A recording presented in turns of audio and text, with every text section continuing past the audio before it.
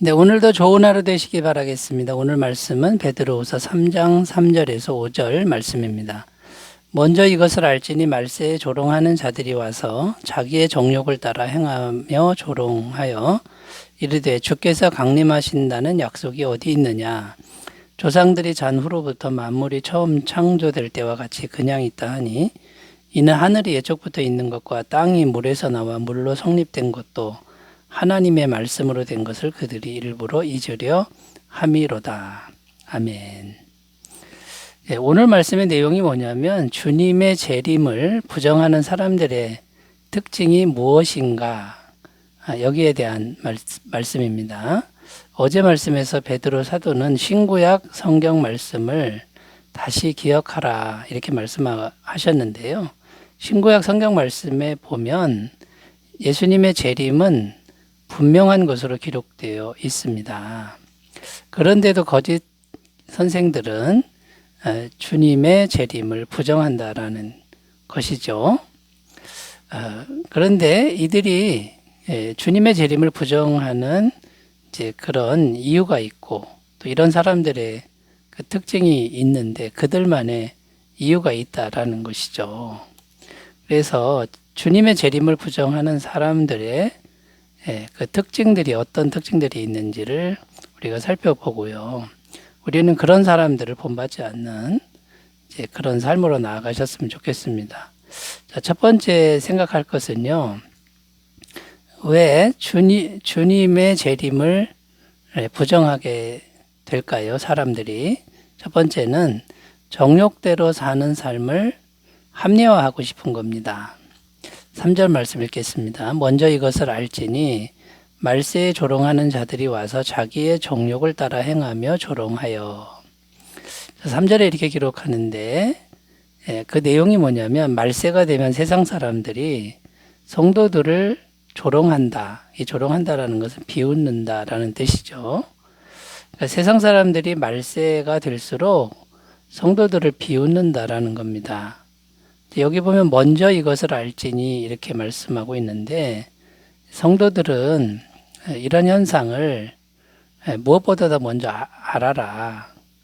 그러니까 이상하게 여기지 마라. 이제 이런 의미가 되는 거죠. 알고 있어라. 이런 의미죠. 자, 그런데 왜 성도들을 비웃는 것일까요? 끝부분에 보면 그 이유가 나오는데 자기의 정욕을 따라 행하며 그러니까 정욕대로 살고 싶은 겁니다. 자기의 정욕대로 그냥 살고 싶은데 근데 재림을 인정하게 되면 예수님의 재림을 인정하게 되면 이게 이제 불편해지는 겁니다.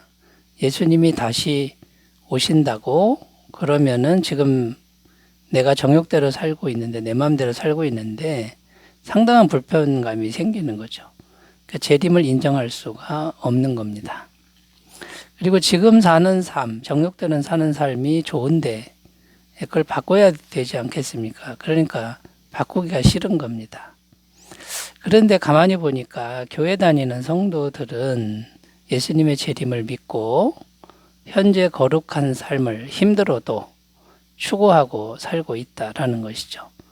자, 이 모습이 정욕대로 사는 사람들 눈에는 이제 보기 싫은 겁니다. 그 모습이 정말 가시처럼 느껴진다라는 것이죠. 하나님 보시기에는 예쁘고 아름다운 모습인데 정욕대로 사는 사람은 그 모습이 보기 싫은 겁니다. 그러니까 비웃는다라는 것이죠. 자, 이제 우리 생각에는 그냥 자기들 정욕대로 사는 사람들을 비웃지 말고 자기 삶만 그냥 살아가지 왜 성도들을 비웃느냐 이렇게 생각하기 쉽지만 그럴 수가 없다라는 겁니다. 이미 정욕에 물든 사람들 속에는 비교의식과 그 다음에요 상당한 공격성이 지금 활동하고 있기 때문에 그러니까 사단의 영이 활동하고 있기 때문에 이걸 자제할 수가 없다라는 것이죠. 갈라디아서 5장 19절에서 21절입니다. 육체의 일은 분명하니 음행과 더러운 것과 호색과 우상숭배와 주술과 원수 맺는 것과 분쟁과 시기와 분냄과 당짓는 것과 분열함과 이단과 투기와 술 취함과 방탕함과 또 그와 같은 것들이라 전에 너희에게 경계한 것 같이 경계하노니 이런 일을 하는 자들은 하나님의 나라를 유업으로 받지 못할 것이요. 그러니까 정욕대로 사는 사람들의 내면 세계에 이렇게 수많은 그 죄악의 요소들이 이제 담겨져 있는데 거기 보면 원수 맺고 분쟁, 시기, 분냄 이런 것들이 가득 들어 있습니다. 가만히 자기 삶만 살 수가 없는 그런 상태가 되고 반드시 성도들을 공격하게 된다라는 겁니다. 그러니까 성도들은 이것을 알고 있어라. 그럴 수밖에 없다는 걸 알고 있어라. 지금 이렇게 말씀하고 있는 것이죠. 반면에 성도들의 삶은 어떤 삶이냐면 성령의 열매가 풍성한 삶을 살게 된다라는 것입니다. 갈라디아서 5장 22절 23절 오직 성령의 열매는 사랑과 희락과 화평과 오래 참음과 자비와 양성과 충성과 온유와 절제니 이 같은 것을 금지할 법이 없느니라. 자, 이게 이제 성도들이 추구하는 세계고 성도들의 내면 세계를 말해주고 있는데 공격성이 전혀 없습니다. 평화만 있고 또 사랑만 있습니다. 왜 그렇습니까? 주님을 모시고 살기 때문에 주님의 성품만이 가득가득 남아있게 되는 것이죠. 그리고 주님처럼 그저 공격을 당할 뿐이고 하나님께 맡기고 기도하는 이런 모습이 성도들의 모습이라는 것입니다. 자, 그러니까 여러분, 이 재림을 부정하는 사람들의 특징은요, 정욕대로 그냥 살고 싶다. 정욕대로 사는 삶이 이것이 더 낫다라고 합리화하고자 하는 그런 마음이 깔려 있다라는 것이죠. 자, 그러면 성도인 우리는 핍박당할 때, 공격당할 때 어떻게 합니까? 성경은 오히려 기뻐하라라고 말씀하고 있습니다. 마태복음 5장 17절, 12절, 11절, 12절 나로 말미암아 너희를 욕하고 박해하고 거짓으로 너희를 거슬러 모든 악한 말을 할 때에는 너희에게 복이 있나니 기뻐하고 즐거워하라. 하늘에서 너희의 상이 큼이라. 너희 전에 있던 선지자들이 같이 박해하였느니라. 여러분, 우리가 신앙의 사람이라면 이것을 기뻐하는 그런 믿음으로 나아가셨으면 좋겠습니다. 두 번째로 가보겠습니다. 예수님의 재림을 부정하는 사람들의 특징 두 번째는요. 심판에 대한 두려움에서 심리적으로 벗어나고 싶은 마음이 있다라는 겁니다. 4절 읽겠습니다. 이르되 주께서 강림하신다는 약속이 어디 있느냐. 조상들이 잔 후로부터 만물이 처음 창조될 때와 같이 그냥 있다 하니. 자, 주님의 재림을 부정하는 사람들의 항변인데요. 천지가 그대로인데 무슨 재림이냐, 무슨 종말이냐 이렇게 항변한다라는 거죠. 조상들이 죽은 후에 수천 년이 지나도 꼼짝도 하지 않고 그대로 있지 않느냐 이런 내용입니다. 그러니까 재림도 없고 종말도 없다 이렇게 주장한다라는 것이죠. 자, 그런데 이 사람들이 성경 말씀에서 벗어나서 이런 주장을 하는 그 근본적인 이유가 뭐냐면요. 심판에 대한 두려움에서 벗어나려고 하는 그런 심리 상태라는 겁니다. 왜냐하면 주님께서 재림하시면 모든 것을 심판하시기 때문입니다. 그런데 자기들을 보면 주님이 심판하실 때 반드시 정죄함을 받을 수밖에 없는 삶을 살고 있거든요. 그러니까 재림이 있어서는 안 되는 것이죠. 그리고 그래서 이제 재림을 부정하게 되는 것인데요. 그런데 성경은 분명히 재림은 사실이다. 이렇게 말씀하고 있는 겁니다. 그러니까 이 재림을 부정하는 사람들은 심판이 껄끄러우니까 없다라고 부정하고 싶은 건데 이것은 마치 타조가 맹수에게 쫓기다가 갈 길이 없으면 수풀더미에 얼굴만 딱 묻고 내가 안 보이지 않느냐라고 생각하는 그런 미련한 모습이라는 거죠. 아무리 항변해도 성경 말씀은 심판은 분명히 있다라고 말씀하고 있음을 우리가 기억해야 할 줄로 믿습니다.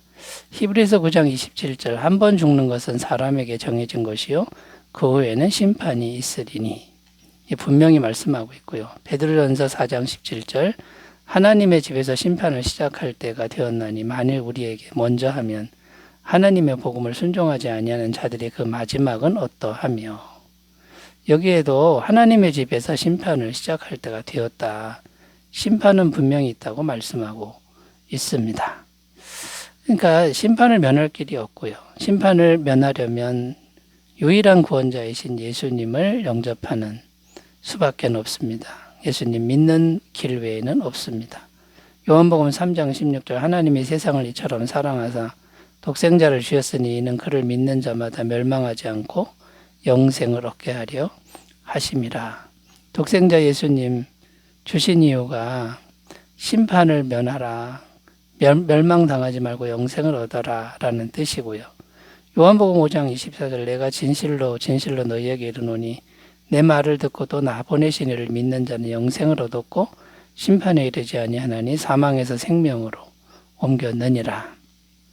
예수님을 믿기만 하면 심판에 이르지 않는다. 사망에서 생명으로 이미 옮겨졌다. 이렇게까지 주님은 말씀하고 있다라는 것이죠.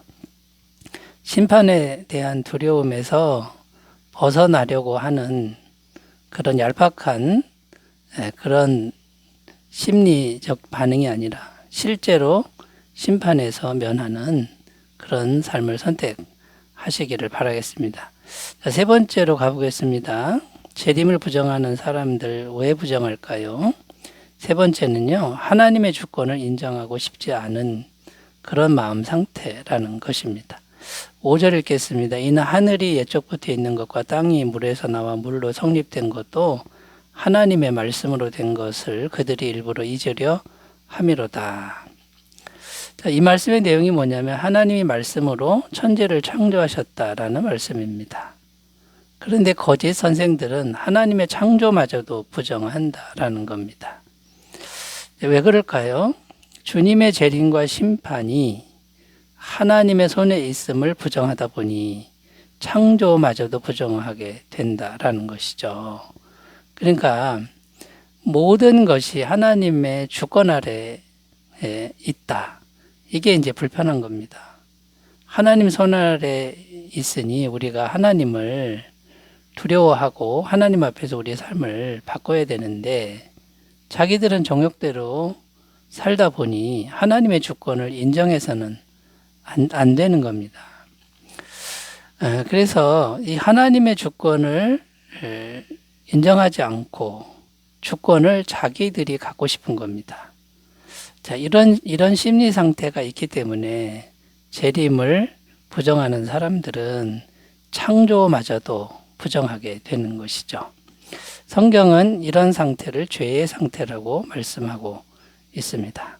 그러나 성도인 우리는 늘 해야 할 일이 무엇이겠습니까? 하나님의 주권을 찬양하고 순종하는 일이다라는 겁니다.